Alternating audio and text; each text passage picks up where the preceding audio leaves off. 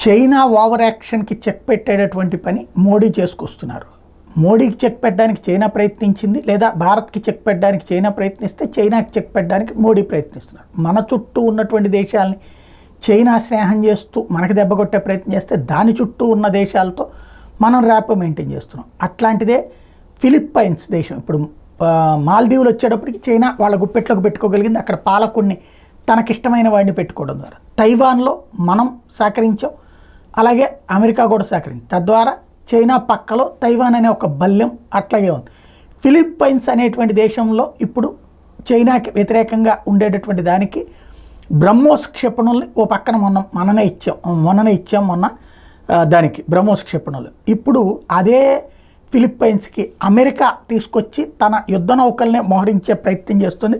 United States has deployed a powerful missile launcher to the Philippines amid tensions in the disputed South China Sea. Washington has sent a Typhoon missile system which is capable of firing within range of up to 1,600 kilometers as part of joint military deals with Manila. China has expressed a strong opposition to the US deployment as it asked the Biden government to stop stoking military confrontation in the region. మా ఏరియాలో సైనిక గొడవలు సృష్టించొద్దు అని చెప్తున్నది. అయితే మేము విన్యాసాల కోసం పంపిస్తున్నామని America చెప్తోంది.